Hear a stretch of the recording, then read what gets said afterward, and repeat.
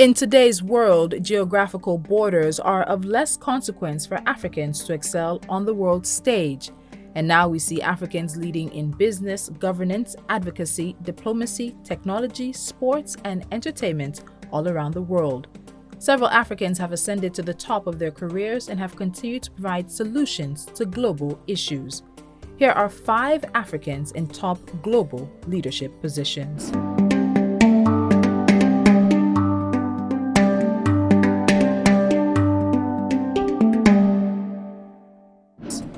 Dr. Ngozi Okonjo-Iwela, Director General of the World Trade Organization.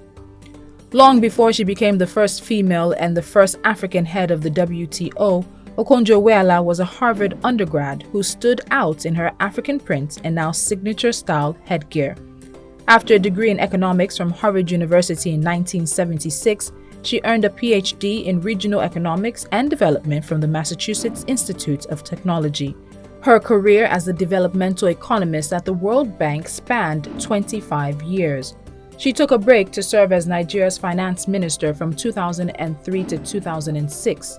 She later served as Minister of Foreign Affairs as well, before returning to the World Bank as managing director. Dr. Okonjo-Iweala was again recruited by Nigeria to serve as finance minister in 2011 and exited as coordinating minister of the economy in 2015. She has also worked in various capacities with global agencies such as International Commission on Financing Global Education Opportunity, UNESCO, the IMF, and the African Union. In 2020, Dr. Okonjo-Iweala was appointed as the Director General of the World Trade Organization. Mukhtar Diop, Managing Director of the International Finance Corporation. In yet another first, Diop is the first African Managing Director of the International Finance Corporation, a sister organization of the World Bank that provides investment and asset management services to developing countries. Diop was educated in the UK and returned in the mid-1980s to help develop Senegal's banking industry. Between 1986 and 1993, he served as a technical advisor to the Senegalese Ministry of Economy and Finance.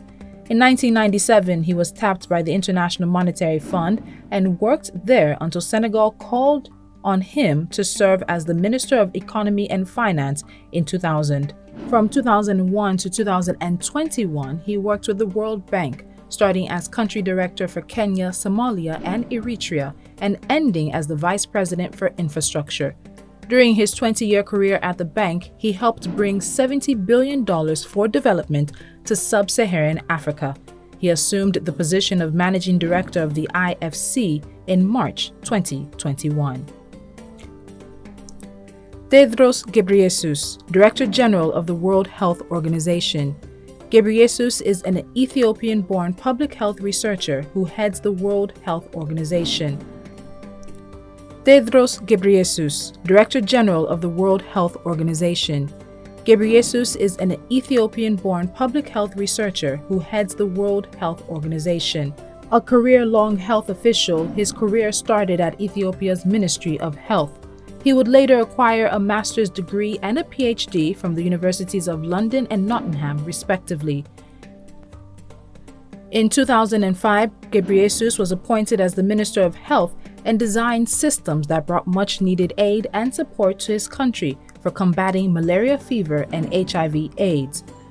Under his watch, Ethiopia reduced deaths from malaria by 50%. He was also crucial to the African Union's response to the Ebola virus crisis in 2013. In 2016, he was voted as the Director General of the WHO, beating 5 other contestants and enjoying the support of African and Asian member countries. As well as being the first African to head the WHO, he is also the first non-medical doctor to hold that post.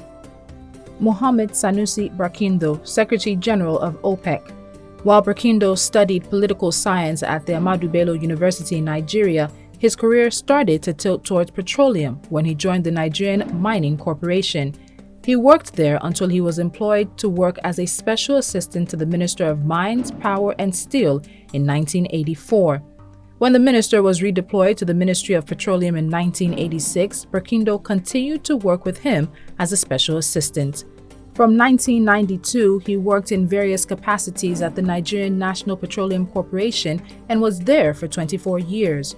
During that time, he held key roles such as head of international investments, deputy managing director of Nigerian liquefied natural gas, group managing director of the NNPC, Nigeria's national representative on OPEC's Economic Commission Board, acting secretary general of OPEC, as well as Nigeria's representative on OPEC's Board of Governors.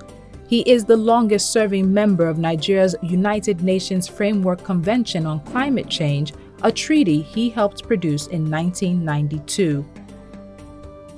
Mohammed Sanusi Barkindo was appointed as the Secretary General of the Organization of Petroleum Exporting Countries in 2016. Antoinette Sy, Deputy Managing Director of the International Monetary Fund. Sy's work became public when she resumed as Liberia's Minister of Finance in 2006. At the time, she was only the second woman to hold that role, the first being Ellen Sirleaf Johnson, who went on to become president. Prior to that, she had worked with the World Bank Group in various capacities, including as country director of Benin, Togo, and Nigeria. Her work as Liberia's finance minister came at a critical time when the country had just come out of a decade-long civil war. Under her leadership at the ministry, the country was able to clear its debts in addition to designing economic and financial reconstruction policies. Between 2008 and 2016, she worked at the International Monetary Fund as the director of the African Department and led major transformations in the organization's relationship with African countries. In 2020, she was appointed as the Deputy Managing Director of the International Monetary Fund, a post she holds to date.